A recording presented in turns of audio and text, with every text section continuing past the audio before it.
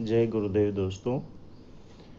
आज हम एक ऐसे महान व्यक्ति की बात करेंगे यहाँ पर, जो हमारे देश के लिए और पूरी दुनिया के लिए मिसाल बन चुका है, जो मिसाइल मैन के नाम से जाने जाते हैं। ऐसे महान व्यक्ति जिनका नाम है डॉक्टर APJ अब्दुल कलाम। पाठ का नाम है सवाल बाल मन के जवाब डॉक्टर कलाम के।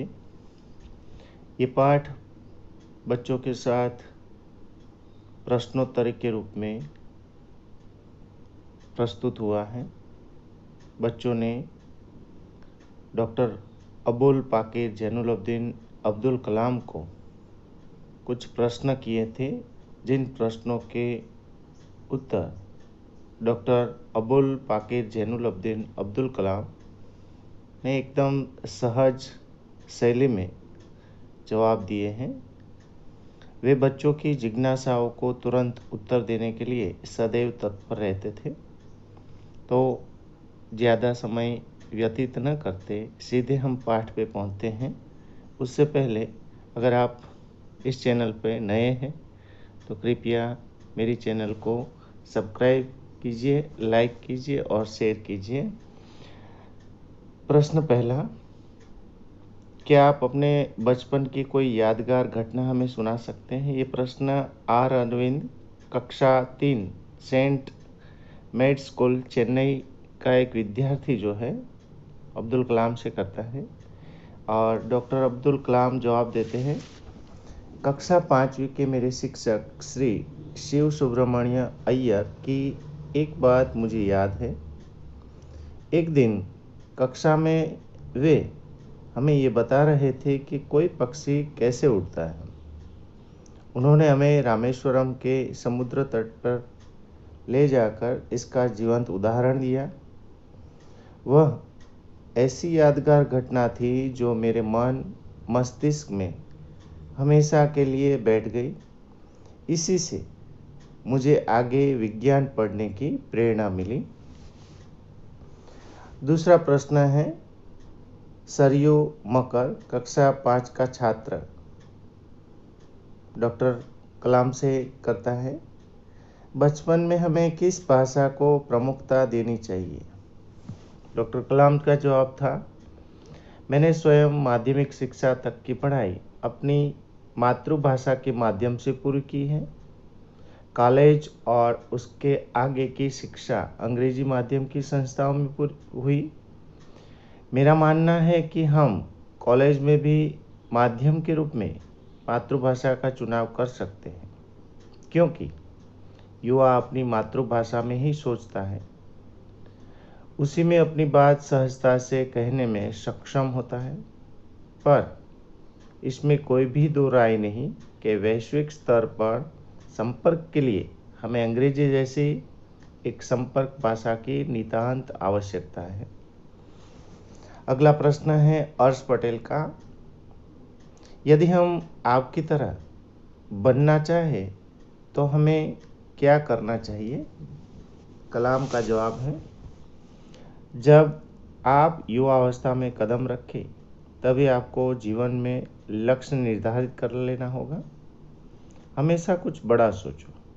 जैसे ही ये अनुभूति हो कि आप आखिर बनना क्या चाहते हैं, तभी से उस दिशा में प्रयास और श्रम प्रारंभ कर दो। कहने का अर्थ है कि जी तोड़ मेहनत करो। ज्यों-ज्यों आप आगे की ओर बढ़ोगे, आपका सामना बाधाओं तथा कठिनाइयों से होगा। आपको अपने अंदर दृढ़ साहस पैदा करना होगा। समस्याओं को पराजित करने में महारत हासिल करनी होगी, तभी जीवन में सफल हो पाओगे। पहले यह जरूरी है कि आप निरंतर ज्ञान अर्जित करो। अगला प्रश्न है चिराग जैन का। वो कहता है, वह कौन सी बड़ी चुनौती है जिसका सामना हमें आज करना पड़ रहा है? डॉक्टर कलाम का जवाब है, भारत को सन 2020 तक एक विकसित राष्ट्र के रूप में परिवर्तित करना और देश के 1 अरब से अधिक नागरिकों के चेहरे पर मुस्कान देखना, यही राष्ट्र के समक्ष सबसे बड़ी चुनौती है। हर्ष चाणक्य का प्रश्न है, आपकी दृष्टि में साहस की परिभाषा क्या है? कलाम का जवाब है, अपनी जान की परवाह किए बिना दूसरों को संकट या आपदा से बचाना ही साहस है। तरुण पटेल का अगला प्रश्न है, हम प्रवासी भारतीय मातृभूमि के प्रति गर्व की भावना कैसे विकसित करें? कलाम जवाब देते हैं, भारतीय मूल का कोई भी व्यक्ति एक बृहद भारतीय परिवार का अंग है और उसे हमारे देश की सांस्कृतिक विरासत पर गर्व है। सौभाग्य से आप लोग ऐसी स्थिति में हैं कि अपनी मातृभूमि से अच्छी तरह से जुड़े हुए हैं और यही आपके लिए गौरव की बात है। सत्यम का प्रश्न है, जो भी बच्चे आपसे मिलते हैं वे कहते हैं कि वे एक प्रसिद्ध वैज्ञानिक, इंजीनियर, डॉक्टर आदि बनना चाहते हैं, पर किसान, मजदूर और कलाकार भी किसी राष्ट्र के लिए उतने ही महत्वपूर्ण हैं। हम ऐसे ही परिवारों से आते हैं, हमारे लिए आपका क्या संदेश? कलाम जवाब देते हुए कहते हैं, किसान, मजदूर, कलाकार और दस्तकार ये सभी हमारे राष्ट्र के अभिन्न अंग हैं। राष्ट्र निर्माण में हमें उन सभी की सेवाओं की समान रूप से दरकार है। आप सभी को चाहिए कि अपने अपने क्षेत्र में खूब उन्नति करें। अगला प्रश्न है रोहित चतुर्वेदी का। वो पूछता है, आप कहते हैं कि भारत 2020 तक विकसित राष्ट्र बन जाएगा, पर निरंतर बढ़ती जनसंख्या और बेरोजगारी इसे संभव होने देगी? कलाम जवाब देते हैं, विकास स्वयं जनसंख्या वृद्धि को रोकने की अचूक औषधि है। इसमें जन शिक्षा, विशेषकर स्त्री शिक्षा की भी बात सम्मिलित है। इससे छोटा परिवार, सुखी परिवार की मान्यता को बल मिलता है। भारत 2020 का मिशन यहाँ के युवाओं को रोजगार के पर्याप्त अवसर सुलभ कराएगा। ग्रामीण क्षेत्रों में बड़ी संख्या में उद्योग धंधे विकसित किए जाएंगे, जिससे उन क्षेत्रों में रोजगार के प्रचुर अवसर पैदा होंगे।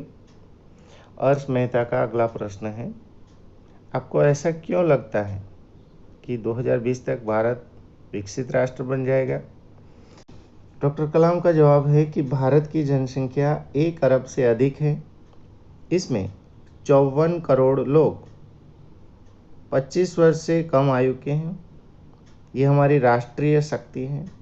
भारत को 2020 तक विकसित राष्ट्र में परिवर्तित करने के लिए हमारे पास प्रचुर प्राकृतिक संसाधनों के साथ ही सुनियोजित खाका भी उपलब्ध है। 54 करोड़ युवाओं के विचार की एकता निश्चय ही इसे विकसित राष्ट्र में परिवर्तित करने में सफल होगी। अगला प्रश्न है कार्तिक, जो कहता है, कई छात्रों के बड़े बड़े लक्ष्य होते हैं, पर आर्थिक तथा अन्य समस्याओं के कारण वे इन्हें प्राप्त नहीं कर पाते। वे अपना लक्ष्य आखिर कैसे प्राप्त करें? कलाम जवाब देते हैं, स्कूल में पढ़ाई में अच्छा प्रदर्शन करने पर छात्रवृत्ति प्राप्त होगी। साथ ही उच्च शिक्षा के लिए बैंकों से ऋण लेने हेतु पात्रता भी बनेगी। जीवन में ऊंचा लक्ष्य निर्धारित करने में बाधाएं तो आती है। हमें कठोर परिश्रम और उत्कृष्ट कार्यों से इन्हें पराजित करना होगा। विघ्न, बाधाओं से व्यक्ति को पराजित नहीं होना चाहिए। मिथुन का अगला प्रश्न है, भारत को विकसित राष्ट्र बनाने में राजनीतिज्ञ की क्या भूमिका होनी चाहिए?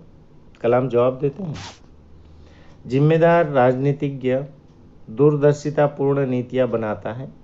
महात्मा गांधी ने निष्ठा के राजनीतिक सिद्धांत को सत्य, अहिंसा तथा निस्वार्थ भावना में ढालते हुए ब्रिटिश शासकों के विरुद्ध अपनी लड़ाई छेड़ी थी।